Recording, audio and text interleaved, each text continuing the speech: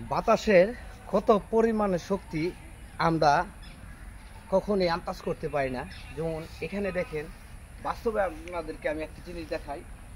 এই যে গাছগুলো দেখেন, আমাদের মতো 10 জন মানুষের পক্ষেও সম্ভব না এই গাছের মাঝ অংশে আমরা মনে করেন গাছটাকে মুচড়ে ভাঙা। কিন্তু বাতাসের কত পরিমাণটা শক্তি, এই ক্যামেরাটা নিয়ে এদিকে আসো। বাতাসের কত পরিমাণটা শক্তি এলা চিন্তা করেন। গাছটির মাঝামাঝি অংশে সেই গাছটিকে কি একটা মুচুর খাইছে, সে মুচুরে খেলায় মনে করেন গাছটি ভেঙে গেছে। তাইলে আমরা চিন্তা করি বাতাসের কত পরিমাণের শক্তি। আমি আপনাদেরকে দেখাই শর্টকাটে।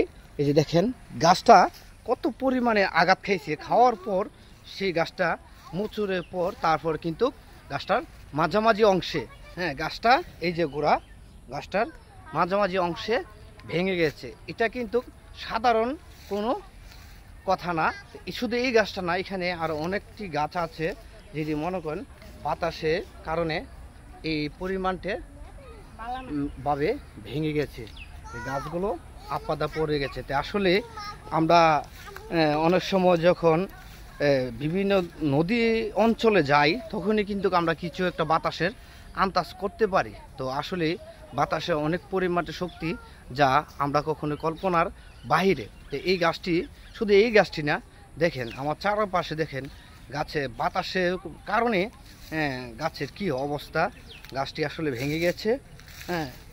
আর এত পরিমাণে শক্তি যেটা আমরা কল্পনা করে শেষ করতে পারবো না।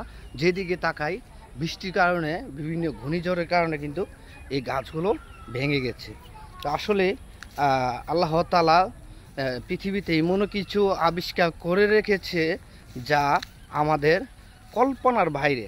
অথচ আল্লাহ তাআলা চাইলে আমরা আমাদের মতন মানুষদেরকে নিমিষের মাধ্যমে কিন্তু ধ্বংস করে দিতে পারে।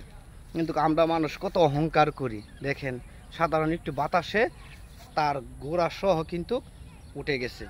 চিন্তা করছেন বাতাসের কত পরিমাণটা শক্তি। তা আল্লাহ তাআলা পৃথিবীতে এমনও শক্তিশালী জিনিস রেখেছে যা আমাদের কল্পনার বাইরে। তো আশা করি সবাই যদি ভিডিওটা একটু ভালো লেগে থাকে তো অবশ্যই একটি লাইক, একটি কমেন্ট করে দিবেন। আর সবাই ভালো থাকবেন।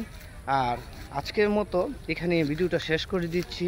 তো সবাই ভালো থাকবেন। আর বিশেষ কথা হচ্ছে, আজকে এই ভিডিওটা কিন্তু এই জন্যই আপনাদেরকে দেখালাম। তাহলে গাছটা কতটুকু একটি আঘাত খাওয়ার পর সেই গাছটি কিন্তু পড়ে গেছে। তাইলে সাধারণ কোনো পক্ষে কিন্তু এভাবে সম্ভব না। তো অবশ্যই আপনারা ভালো থাকবেন আর আমার জন্য অনেক অনেক দোয়া করবেন। আসসালামু আলাইকুম।